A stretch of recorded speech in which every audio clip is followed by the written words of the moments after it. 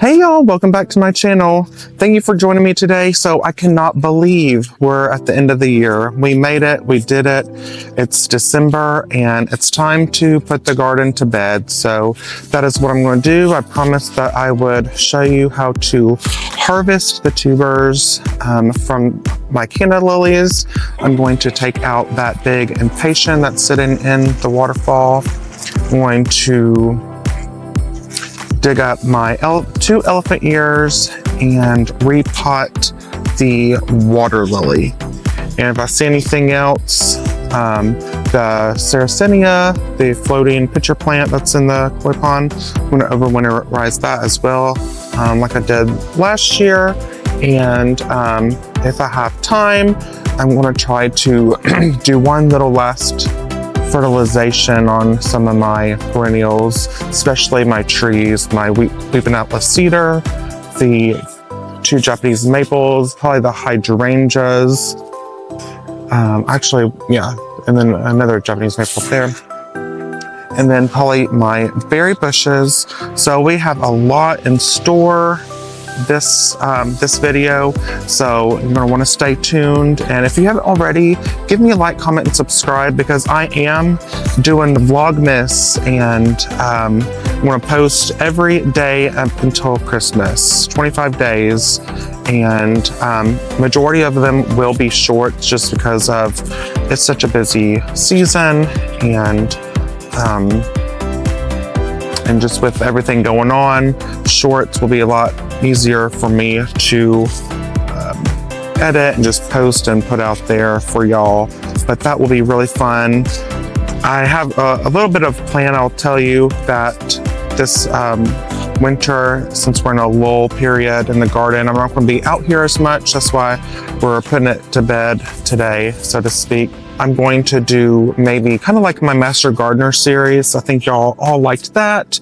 I think I'm going to hone in on specific plants and do like plant and trees and bushes and stuff like garden vegetables, and do spotlights. So everything I'm going to really hone in on, like for instance, like canna lily, I'm going to really go in depth, like the USDA zone, where to plant, how to plant, why they do what they do, what light requirements they have, the tubers, how they grow. So I'm going to do like spotlights and stuff like that on specific plants. So if you have any recommendations or any suggestions, leave it in the comments, and tell me your favorite plant or flower I can do a spotlight on. I think that'll be really fun, and that'll get us through the winter season, and we can always look forward to spring. But we have a lot to do today, so let's get going. All right, here's all of my cannas right here. I believe I counted the majority of them are right here in the forefront. I have one down there, and then you probably can't see that, it's on the other side of the miscanthus. I think I have 13 I counted, and those all came back from, I only had one canna last year that was actually sitting in the koi pond. So if you have one canna and you want to learn how to spread them out, I'm about to show you how to harvest all the tubers so you can have a copious amount of canna lilies if you want. So I'm going to show you, I'm going to dig this up, and I'm going to show you like the tubers.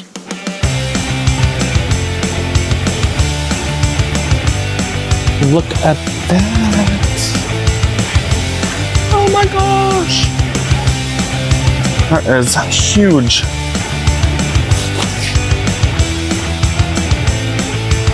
These are just weeds. I'm going to take these up while I'm right here.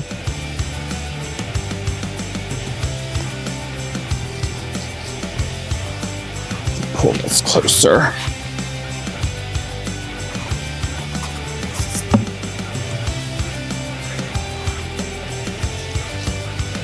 Right now I'm just kind of sifting through, just making sure that I got all of the rhizomes out, because there's potential, and if I leave one and one comes up next year, I can just transplant it easy. These are tropical canna lilies, but I think that they're almost like elephant ears, which are tropical also. Alocasia, they can come back next year. So you don't really have to do this. You don't have to, you know, pull the cannas up. You can just cut them back. They're almost can be herbaceous, and they will come back next year, all on their own. Okay, so this is kind of like what a root ball would be like. All this is nosing and everything, and these roses are still doing very beautiful.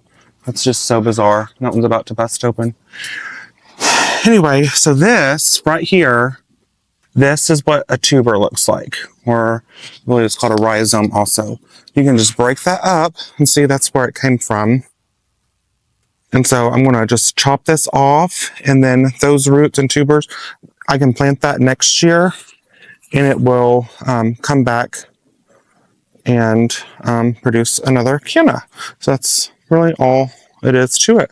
I'm just gonna go in there and break all these off, and then I have a little like a grocery sack, and I'm just going to put them in there. And then my garage, so it probably gets, you know, 55, you know, in the winter time. Not too bad. So see, I'm just breaking these all up and harvest them, and that's what they'll look like. And I'll just plant them maybe the April or May, and they'll come up as these beautiful cannas. They're so cool. So that one canna, I probably harvested about 15 bulbs. So that means I have 15 plants from just that one, and we have 13 others. So who needs a canna? I'm giving them away.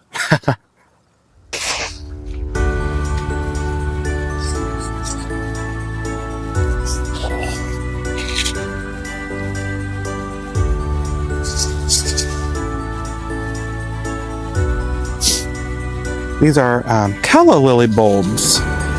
So pretty. I'm doing the same exact thing as I did with the canna lilies. I always get these mixed up because the name is so alike, canna, calla, but these are calla lilies. And I'm just doing the same thing. That way I'll plant these. They are hardy to zone, I think cold hardy to 3 through 7, and then perennial hardy through 8 through 10. So I have to do this in my zone. I'm in zone 7. Now I'll just plant them in the spring, and they'll come back up pretty callas, and they're orange. But I can't wait. I've been so busy. I got the elephant ear up, planted the aster, cannas are gone, got my black elephant ear. The sarracenia is still in the pond, but I'll probably do the last thing. I'm gonna do the bird feeder. Got a pot. I got my pots out for the elephant ear. We're just doing a lot today, but we're putting her to bed, and I can't wait for y'all to like see it. It looks so different. It doesn't look like a jungle anymore.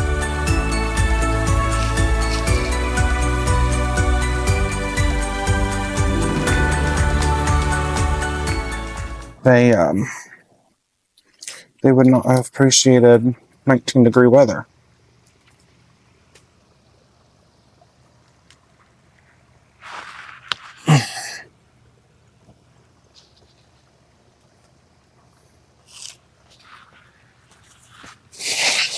I think this one's almost full. Get this back.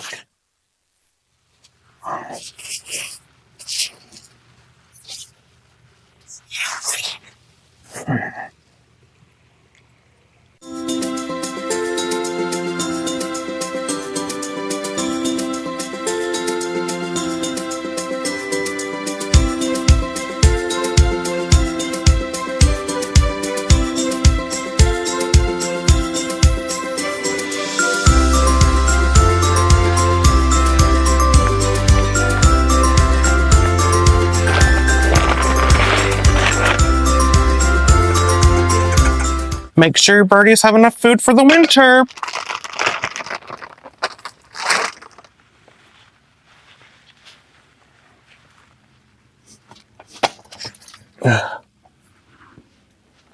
It's going to get down to the teens, so I'm not a fan of Niger seed for the finch food. It's very dirty and the finches will eat this. It's like economy mix, so it will, a lot of different birds will be happy. And look at this beautiful hydrangea. Very, very pretty.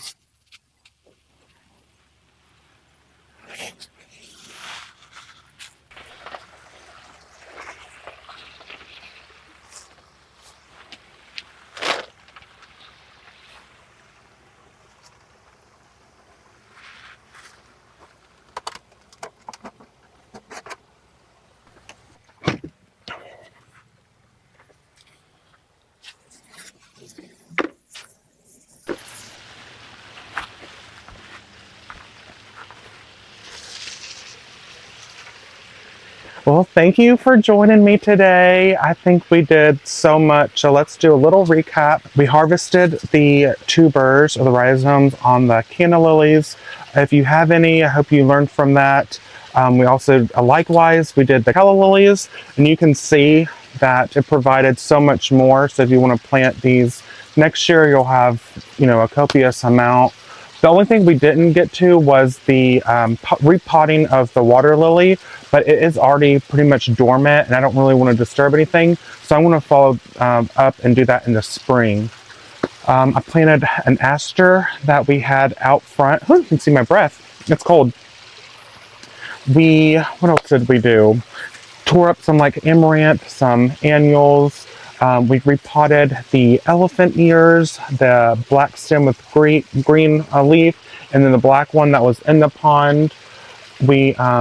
I put the sarracenia in a big sink in our garage that I put some plant food in there, and that will overwinterize just fine. Then I think that's pretty much it. We refilled the bird feeders, so if I'm leaving anything out, you'll probably see or remind me. But I thank you for joining me today. Albus, don't pee in the raised bed.